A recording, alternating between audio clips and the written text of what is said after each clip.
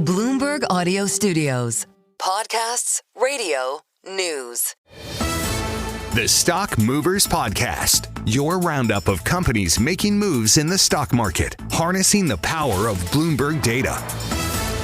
I am Tim Stanivek, along with Emily Grafeo, Bloomberg News cross-asset reporter. We're joined by Bloomberg News equities reporter Natalia Konijevic for some stocks on the move. What'd you find today? Guys, today I have 3 gainers again, so no decliners from me. That's pretty amazing on a day where most stocks were lower. Exactly. But we have some good single stock stories. So first of all, of course, it's a big day for bank earnings. I wanted to highlight Citigroup. The ticker is C. Shares rose to the highest level since 2008. That was the best quarter for Citi traders in 5 years. We know that revenue from bank's fixed income and trading business increased by 20%. The bank also said that it would ramp up stock buybacks after this successfully passing a regulatory stress test. The company plans to repurchase at least $4 billion of shares this quarter. This is more than $3.75 billion the firm bought during this entire half of this year, right? And we also know that it plans to boost dividends by 60 cents. And one other piece of news I found pretty exciting, that Citigroup also said that it's considering issue its own stable coin, which could position this firm as one of these early adopters across banks. You know, it's funny. I asked Nathan Dean about this on Bloomberg Crypto today, and he said that not surprised that like the big banks are getting into this, and he would expect every bank to start at least consider this. Yeah, it's. I feel like it's one of those things where like Citi's going to say it, and then Jamie Dimon's going to have to come out, and he's going to have to do his own. That would be the day for Jamie Dimon. Yeah, but that really piqued my interest. We don't have a ton of details, right, about like what that plan would look like, but it's certainly something to follow.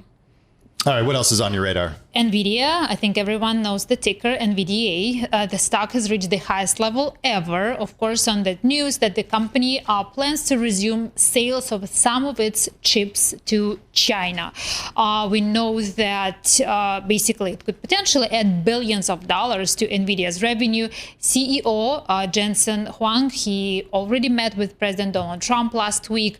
Now he's in Beijing. He's attending some government-sponsored conferences, and he also was on Chinese TV, and he said, yes, the company secured an approval to begin shipping, and Bloomberg Intelligence is saying that it reopens a key sales channel for the U.S. chip makers. So there is more upside.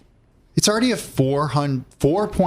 almost $4.2 trillion company after surpassing $4 trillion in market cap just last week. Yeah, it's like kind of incredible to think about, like, did they even need this? Obviously, Huang said that they needed that market, but they were doing pretty well even without it. Okay, finally, MP Materials. MP Materials, the ticker is MP. This is a rare earth producer. The stock hit is up by 20% today, and here we have this report from Fox Business citing people familiar with the matter that the company is planning to supply its products to Apple.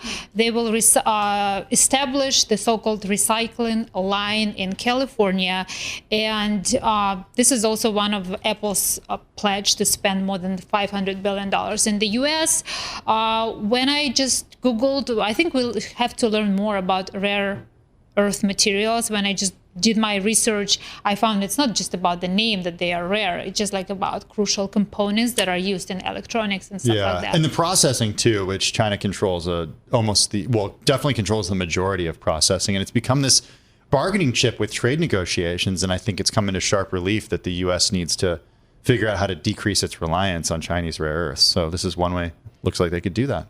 Looks like that. Yes, guys. So these are 3 of my gainers today. But going back also to your question on Nvidia, I was thinking about this rally. We had lots of conversation. Will it broaden out or not?